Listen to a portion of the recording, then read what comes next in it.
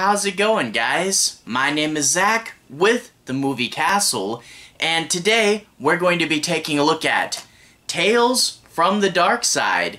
This is Season 2, Episode 9, and this one's entitled The Trouble with Mary Jane. This is from November 24th, 1985, and is directed by J.T. Castronova and stars Phyllis Diller, Tierney, Anita, Dangler, and Tanya Fenmore. And this is written by Edithe Swensen in a solo writing credit. In this one, you get a girl, and she's possessed by the demon, very Exorcist style. She's in her bed, her hair's messed up, she's got an evil-sounding voice, and the grandma, who's her caretaker, doesn't really know what to do with her. She's tried a bunch of people and no one's willing to help, and then she meets this older couple. They run sort of a mystic tea room where they'll do tarot cards, which I think are the same set from In the Cards, but they'll do tarot cards and they'll do tea leaf readings, and they're trying to build up their reputation as sort of mystical experts, and this might be the perfect opportunity for them. The wife is clearly just in it for the money, but the guy wants his reputation, he wants respect, he wants validation, so he's gonna go and try to exorcise this demon even though he's way too underqualified for it, and he's going to have to make several attempts. Almost a Looney Tunes-esque formula, like the Wile E. Coyote trying to get the Roadrunner over and over again.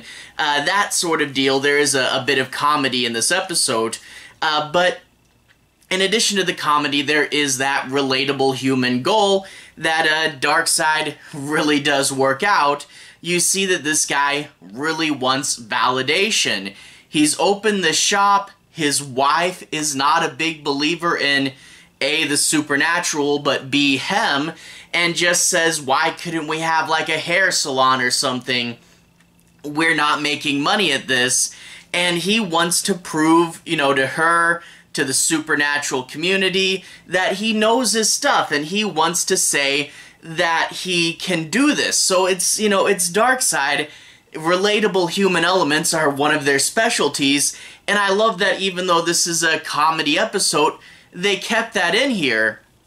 And actually, talking about validation, one of the fun things for Darkside this time around is we actually had a very different episode about validation last week. Last one, Distant Signals, that was about someone that gave up on something he made and said it was worthless, and then later on someone came to give him validation. This is about someone who's still trying and trying to seek it now in the moment, and they're very different stories, but about the same theme, which I find it's interesting when you get stories talking about the same theme from the same show, but different angles, But anyway, the humor, the comedy, there's, some cheesy, TV humor from this time moments, and it seems to be a parody of The Exorcist, the setup and the stuff, but I wish it was more of a direct parody like the comedy we'd get later, and I don't want it to say drift into too much SNL vibes or something, but it could have done better. I mean, you see, like, she makes some doll's heads spin around, like The Exorcist spun around her head. Well, the girl in The Exorcist. But there are some moments, like, in the beginning, the grandma is trying to feed the granddaughter some soup, and it's chicken soup, and the girl bites the spoon, and the gag is she pulls the spoon away, and the spoon's all bent up. But the thing is, like, that gag, you're doing an Exorcist parody, and the gag is chicken soup, and she bites the spoon. Why isn't this gag pea soup, and she spits it up, That's the obvious gag. The Exorcist, everyone talks about the green pea soup she vomits up. The gag should have been, I'm feeding her pea soup, and she spits it back out at me. not chicken soup and she bites the spoon. It's such an obvious gag that it's really kind of strange that they missed it. I don't know. So I do wish the humor was more direct. You know, we get the feel of The Exorcist, but I wish they, you know, like a more modern comedy would have like recreated the shot of them in front of the house with the street light or something. You know, I wish it was more direct in that way, but we get, you know, lots of, you know, TV comedy of this time. You know, the grandma, rather, is a very silly character, which I'm not super a big fan of. You know, these, oh, look at me, I'm such a silly character. My hands are up here like this, and my hair is all frazzled, and you know, it's just, I don't know, I was never a huge fan of it. But, you know, there is some humor in this that really does work, especially when there are moments closer to The Exorcist, and there are moments that do feel like an EC comic, you know, that sort of weird horror energy, the idea of trying something over and over again, and I won't spoil it, but where this episode ends really does feel like something out of an old horror comic. It's a very cheesy, silly ending, and I did appreciate, you know, the gag they did at the end. So there is a fair bit to like here. It's not as good as it could have been, and I wish the humor was a little harder hitting. But you know, the idea of a story about, you know, seeking validation, seeking approval among your peers, wanting your wife to understand your passion, you know, the human element is here, and I can always appreciate Darkside for doing that.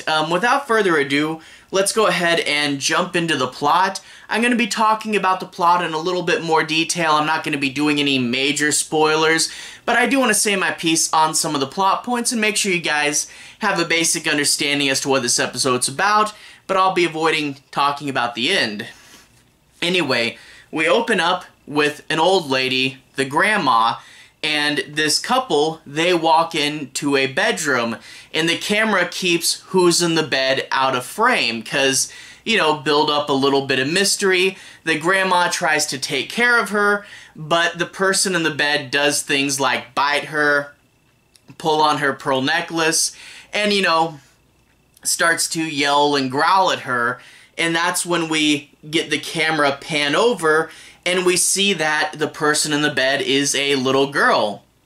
And this child actor actually does a pretty good job, really pulls big cartoonish faces, and really, you know, does almost the, you know, old school monster stuff, big hands at the camera. Really good job here from this young actress. And yeah, we see that this is Mary Jane, but she says she's not really Mary Jane. She's a demon named Anita, and she's the devourer of men's souls. So yeah, an Exorcist parody. But also, I do want to mention, you know, her name is Mary Jane. I guess this was, you know, back in the time like Spider-Man's girlfriend, where it would just kind of come up happenstantially and have nothing to do with the whole 420 thing. So yeah, if you're looking for a wacky 420 parody episode, that's not really what you're gonna get here. That's not what this one is about. Her name just happens to be Mary Jane. But anyway, after that, we see the reaction from the husband and the wife. The husband is quick to say, "I'll help, I'll do it, I'll get the demon out of her." And the wife says, what he means is, "We'll try and we'll see what we can do." And she starts to downplay and not make any promises because, you see, they just got into this business. They have sort of a mystic tea room. They'll read tea leaves, they'll do tarot cards, and when we see them at the business, the first thing we see is the wife trying to do a reading with this person who storms away angrily. So yeah, not the best, most successful business. They're relatively new at it, but you can tell that the husband really wants to be successful. This is something he cares very much about. He cares about his business, and the wife just wants to be financially successful. She just wants to be on her feet. They've sunken a lot of money into this. She says, "I haven't gotten a new winter coat since we started the business. I just want to be successful." And that's where they start talking about the girl and what they can do. And there are, you know, obvious good altruistic motivations. You want to save the girl. She's in danger. She needs help. Yeah, go out and do it. And there's also $50,000 they can be paid, and that could save their business. That could really help them out. That could get them out of the financial hole that they're in. And you can tell that that's what he uses to try to convince his wife and say, hey, we really should do this. That's what he says, but you can tell what he really wants is validation. He wants to be respected amongst the mystical community. If he does this job, he can get more jobs, and it's not just doing readings. He can get more exorcisms, more high-profile stuff. He can be a bigger player, which would, of course, mean more money, which is what he brings up to his wife, but he really just wants to be doing this stuff, you know? So this is his passion, this is his business, and he's just not doing too well at it, you know? And he doesn't feel like anyone believes him, so that is a bad place for him to be in. And we see him start off, and like the first thing he does, he brings in a pig, and he has this idea to move the demon from the girl into the pig, which is actually something in the Bible. Jesus, you know, moved, I think it was Legion, right? Out of a guy and into a pig. So it's kind of based in, you know, pre-existing stories there. But that being said, the ritual he comes up with is very much unique to the episode. He says you put the pig on a platform with a pentagram on it, and then you have to draw the pentagram on the girl's head, and that will sort of move the demon over if you can connect it via these two symbols. And that's the ritual the episode comes up with. And the problem is they can't get close enough to the girl to draw it on her head. She can, you know, move things with her mind, telekinesis, and they simply can't get the pin to her face. So yeah, first attempt fails, and then he comes up with another solution, which is bigger and crazier and a terrible idea. He says, hey, I looked in this book, I did some research, and I found a bigger demon, a sort of boss demon, and we can summon this demon, make him obey us, and then have this demon order the other demon out of the girl, which is a terrible plan.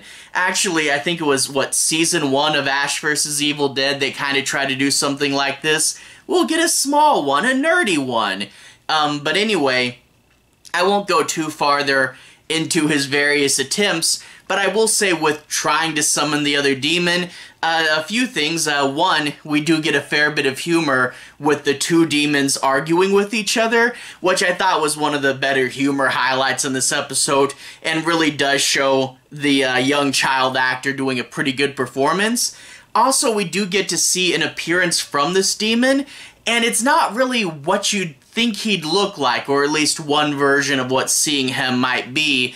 And I'm kind of curious, did you guys think this was new and interesting and a different way to represent the spirit? Or did you think that this was just a really weird old-timey TV thing? Because I saw it and I was like, that's interesting, but I don't know. You know, I guess it's cheaper than a guy in a full suit, but I don't know. What did you think of this second demon's appearance?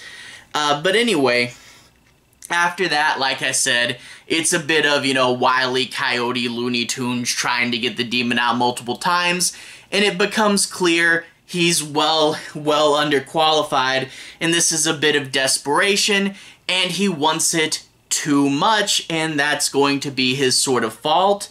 And I won't spoil it, but again, like I said, that sort of cartoony twist ending this episode has, I did think was pretty funny. And overall, while I do think this episode could have been better, I do think it's a fun, sort of old-school EC Comics-esque episode there, and there's a fair bit of humor to like, and actually, you know, to see Darkside talk this specifically about a subgenre, it doesn't do that too terribly often, so I like to see Darkside tackling the exorcism subgenre there. So overall, not the best episode, but still a pretty good one. Definitely worth the watch, and, you know, for an episode that balances the humor and the classic horror tropes up pretty well. And so yeah, definitely I'd say worth checking out. Anyway, to everyone who's watched so far, thank you for watching. To everyone who's liked and subscribed, thank you. You really are helping the channel out. I'll leave a relevant playlist on the bottom. This should be my Tales from the Darkside playlist, and if you want to see me talk about more Darkside, I've talked about every past episode. I did a Season 1 overview, I covered the Christmas episodes early, and I talked about the Joe Hill comic, so it's a pretty long playlist, and if you want to see me talk about more, the playlist should pop up here on the bottom. Anyway, have a good day. I'll see you guys again very, very soon. Darkside playlist on the bottom. Have a good day now.